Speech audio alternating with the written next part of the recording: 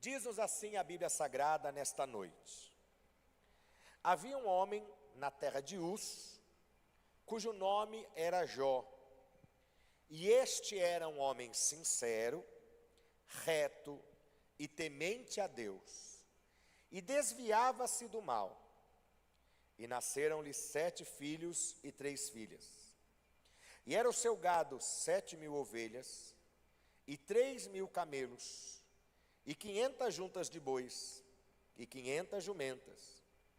Era também muitíssima gente ao seu serviço, de maneira que este homem era maior do que todos os homens do Oriente. Somente até aqui, vamos sentar, muito obrigado. Você pode dizer glória a Jesus? Você pode dizer glória a Jesus? Graças a Deus, que o Senhor nosso Deus nunca nos deixe faltar a sua santa palavra.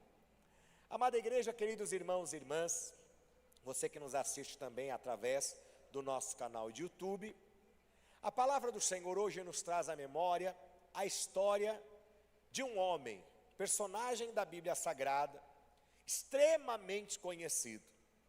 Há alguns que nem todos conhecem. Se nós falássemos, por exemplo, de Sofonias, que é um dos profetas do Antigo Testamento, nem todo mundo conhece, que alguns talvez nunca ouviram falar de Sofonias. Ou se falarmos, por exemplo, de Naum, que é outro profeta veterotestamentário, nem todos o conhecem, muito menos sabem a sua história. Mas é muito pouco provável que alguém não conheça e nunca tenha ouvido falar em Jó. Tanto é que existe uma expressão popular, pautada, cunhada na qualidade, na característica desse homem na Bíblia Sagrada, que quando alguém tem uma paciência muito grande, ou quando a sua paciência é muito exigida, Fernanda, aí fala assim, fulano de tal tem paciência de Jó. Ou seja, a sua história, por mais que não seja conhecida pelas pessoas, mas a sua referência como homem paciente, ela ficou marcada, inclusive, da nossa sociedade. E quando a gente fala em Jó, no mundo religioso, no mundo da igreja, é muito comum nós nos lembrarmos do quê? Do seu sofrimento. Ele ficou marcado na história como sendo um homem que sofreu muito. E é uma grande verdade. O Jó foi aquele que, por causa da insistência de Satanás, e segundo a ação permissiva de Deus, Deus permitiu que acontecesse, e eu quero falar um pouquinho sobre isso daqui a pouco. O inimigo, ele conseguiu trazer para Jó uma perda muito grande de tudo aquilo que ele tinha, das suas propriedades, até mesmo dos seus filhos, todos perderam a vida, aqueles que são descritos aqui, e Jó inclusive perdeu até a saúde, quase vindo a ter a sua vida terminada, só não aconteceu porque Deus não o quis. E quando nós falamos que Deus permitiu, eu quero que você entenda, já no começo desse sermão, uma sensível diferença. Uma coisa é permitir, outra coisa é fazer.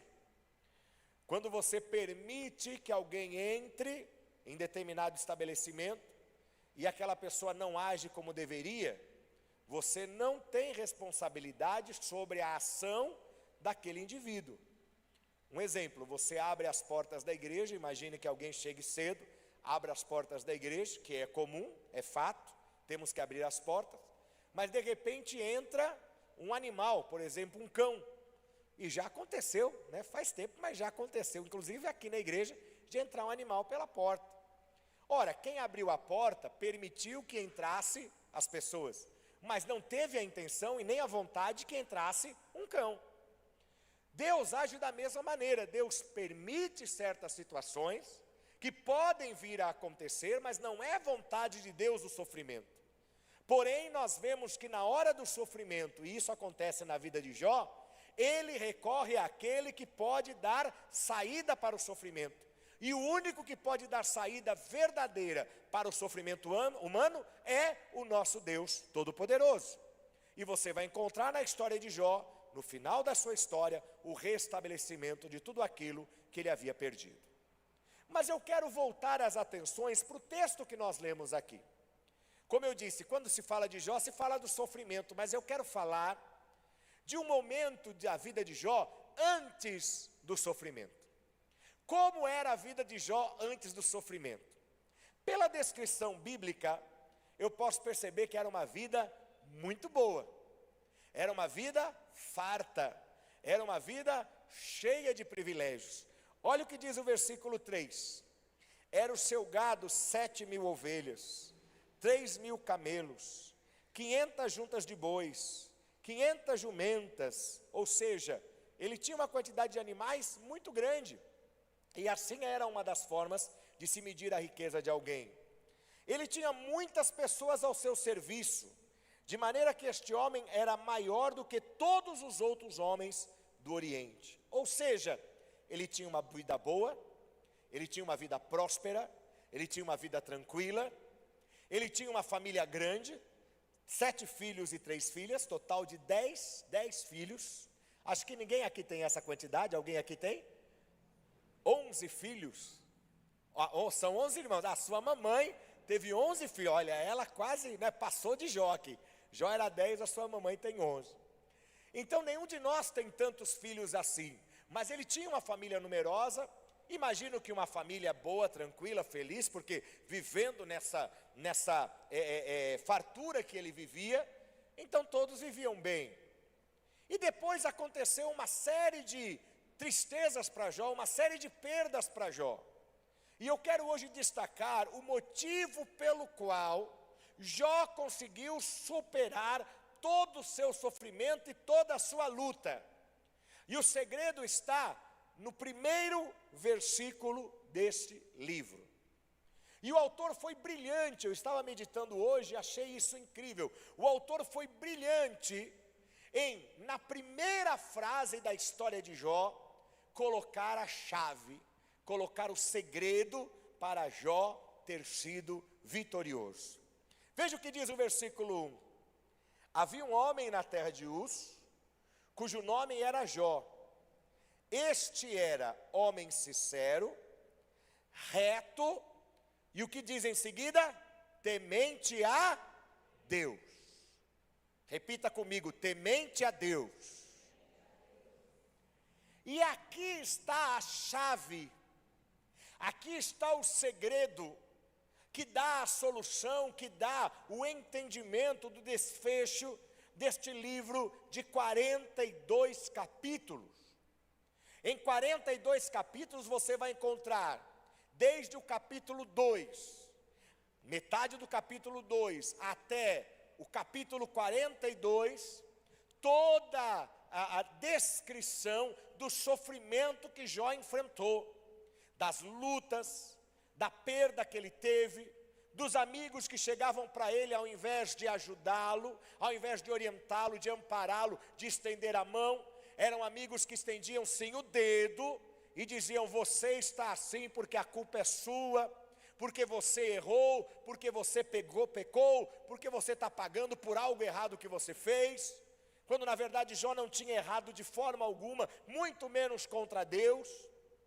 Mas o segredo, a fórmula, a chave para entender como é que Jó superou tudo isso, como é que Jó chegou no final da história e venceu, como é e por que Deus deu a ele o amparo e no final restaurou toda a sua sorte.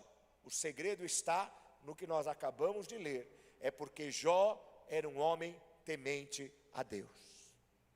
E hoje eu quero aprender juntamente com você da Bíblia Sagrada, como é importante e válido que nós sejamos tementes a Deus, que nós andemos na presença do Senhor, que nós continuemos acreditando e esperando no Pai, porque motivos, razões para desistir deste caminho, pode ter certeza, o mundo vai oferecer diversas razões para você abandonar a tua fé, diversas razões para você deixar a igreja, diversas razões para você buscar outras alternativas no mundo. E o que não falta neste mundo são alternativas de igreja. Por exemplo, se você andar na rua, não precisa andar muitos quilômetros, você vai encontrar até dezenas e dezenas de igrejas, de toda forma que você imaginar. Igreja católica, tem igreja católica nas ruas, sim ou não? Tem igreja católica. Se você procurar mais um pouquinho, você vai encontrar uma mesquita, que é a igreja dos islâmicos, dos muçulmanos. Se você procurar mais um pouquinho, você vai encontrar uma sinagoga, que é a igreja dos judeus. Se você procurar um pouquinho mais, e nem precisa procurar muito, você vai encontrar um terreiro de uma religião afro-brasileira. E se você andar mais um pouquinho, nem precisa muito, só 2 ou 3 passos, você vai encontrar dezenas e dezenas de igrejas evangélicas. Ou seja, alternativas tem várias. E este mundo oferece para você a alternativa para que você não fique esperando em Deus. Porque este mundo é o mundo do imediatismo, é o mundo da resposta automática, ainda mais nos dias de hoje. No passado era comum a gente ter mais paciência, porque não tinha o que fazer. Você mandava uma carta, ou você esperava uma carta, você tinha que esperar o período da carta chegar. Imagina naquele tempo, lá dos anos da Idade Média, por exemplo, 1500, 1600, imagina naquela época, uma carta sair da Europa e chegar no Brasil, quantos meses, né? A carta saía de lá escrita assim, casei com a Maria. Quando a carta chegava aqui, ele já tinha 2, 3 filhos com a Maria, que já demorou demais até chegar, não é assim? Ou no passado mais recente, todos nós aqui já vivemos. Eu me lembro que quando eu era criança, eu ia com meu pai na agência da Telesp. Lembram da Telesp, gente? Telesp, Telecomunicações de São Paulo, é assim que chamava a empresa telefônica de São Paulo. E eu ia lá na loja da Telesp, na agência, acompanhando meu pai, porque meu pai ia ligar para um familiar que estava lá em Minas Gerais. Então tinha que ir na agência. Meu pai pedia a ligação, e eu pequenininho, vendo tudo isso, viu? Não era eu que pedia a ligação não, pelo amor de Deus. Eu já peguei pelo menos o DDD, estava mais rápido, né? Mas meu pai pedia a ligação, aí tinha que esperar a telefônica lá, a moça, uma pessoa física, fazer lá todos os procedimentos, aí avisava, ó, senhor Milton, a ligação já está disponível lá na cabine 3. Aí a gente entrava na cabine 3, ele pegava o telefone, eu ficava lá pertinho dele, e eu via toda essa situação. Tinha que esperar. Hoje em dia não, hoje em dia é tudo rápido, hoje em dia é vapt-vupt, hoje em dia é instantâneo. O macarrão que chamava-se macarrão instantâneo, hoje em dia é macarrão atrasado. É macarrão que demora. Porque esperar 3 minutos para fazer um macarrão, Val, já não temos mais essa paciência. Quem trabalha com tecnologia, então, na frente de um computador, você dá um comando, demorou 10 segundos, você já acha que está demorando. Quanta gente que dá vontade de pegar a tela do computador e jogar pela janela. Ah, não joga não, que é caro, viu? Porque depois você vai jogar, o prejuízo vai ser maior. E nós vemos, amados, que a palavra do Senhor mostra, através do exemplo de Jó, a importância que existe em nós continuarmos esperando em Deus. Ele, antes de acontecer qualquer coisa, ele já era um homem temente a Deus. Com Jó não funcionou essa história de, pelo sofrimento você vai chegar até Deus. Não, não foi assim com Jó. Antes de tudo, ele já era temente a Deus. O que faltava, sim, para ele era uma experiência mais próxima com Deus, era experiência de superação com Deus, e isto ele viveu. Tanto é que ele cita lá no capítulo 42, antes eu conhecia Deus de ouvir falar, mas agora te veem os meus olhos, agora eu sei o que é viver uma libertação, uma vitória com Deus. Mas hoje a palavra do Senhor vem dizer a mim e a você que talvez esteja desanimando, a você que por causa das tristezas da vida, das decepções, das situações que você queria que fosse de um jeito e aconteceu de outro, você está pensando em desistir, em parar. Você que me assiste aí também, que vive essa realidade de que você está desanimado, você não está querendo continuar, parece que não tem mais forças, e até se questiona, será que vale a pena? Eu quero dizer para você o que a palavra do Senhor está nos dizendo hoje. Jó só superou tudo que ele viveu por um motivo, porque desde o início ele era temente a Deus. Você só vai superar as dificuldades se hoje você for temente a Deus. Não espere chegar o problema para que você se firme com Cristo. Não espere chegar a dificuldade para que só aí você venha orar e pedir ajuda. Não espere chegar a tragédia na tua casa para que aí você comece a vir nos cultos de oração, você vir nos encontros de avivamento. Agora eu estou precisando, eu vou orar lá de segunda-feira. Agora eu não estou precisando, eu não preciso ir. Não, que você aprenda com o texto. O livro é claro, a palavra é clara, e o autor, volta a dizer, na minha opinião foi brilhante, ele coloca no primeiro versículo a chave de todo o livro. Como é que Jó venceu, como é que Jó aguentou. Você imagina, ele estava lá doente, com o corpo cheio de feridas, de chagas, sentado nas cinzas, raspando as suas feridas com um caco de telha, e ainda ouvindo a mulher falando para ele: amaldiçoa esse Deus e morre, acaba logo com isso que você está sendo pesado até para mim. Por que Jó aguentou? Como é que Jó aguentou? É porque desde o início da história, Jó era um homem temente a Deus. Quando a mulher fala para ele: amaldiçoa esse Deus e morre, ele diz: como uma louca você fala. Deus deu, Deus tirou, e a única coisa que eu posso dizer: louvado seja Deus. Olha só, um homem temente a Deus, um homem que não se deixa levar pela circunstância, pelo momento. E tem muito crente assim, né? Muito crente que quando as coisas estão boas, ele está na igreja, ele dá glória, ele participa, ele canta, ele é o primeiro que está sorrindo. E quando as coisas estão difíceis, ele fala: eu não tenho nem força para ir para a igreja. Não, cristão de verdade não pode ser assim. Eu e você não podemos ser assim. No dia bom, onde nós vamos estar? Na presença de Deus. Mas no dia mau, onde nós vamos estar? Na presença de Deus. Não tem essa que dia mau eu vou ficar longe, porque eu vou lá e fico triste. Gente, se tem um lugar que você pode ser alegrado, não pelo ser humano, mas pelo Espírito Santo de Deus, se chama igreja. Então quem está triste, você que está me assistindo aí, e muitas vezes fala assim: eu não vou na igreja que eu estou muito triste. Eu quero ser muito sincero com você. Você tem que pensar exatamente o contrário. Se você está triste, venha para a igreja, porque na igreja você vai ser renovado pelo Espírito Santo de Deus. Como nós que estamos aqui, poderíamos estar em qualquer lugar hoje. E hoje é um culto muito especial, que é culto para testar fé das pessoas. Porque está acontecendo um jogo agora, final do campeonato. E nós estamos ao vivo aqui enquanto está tendo o jogo. E já fizeram o gol, que eu já ouvi uns fogos aí para lá e para cá. E tem muita gente que falou que hoje eu não vou na igreja, que hoje eu vou assistir a final do jogo, né?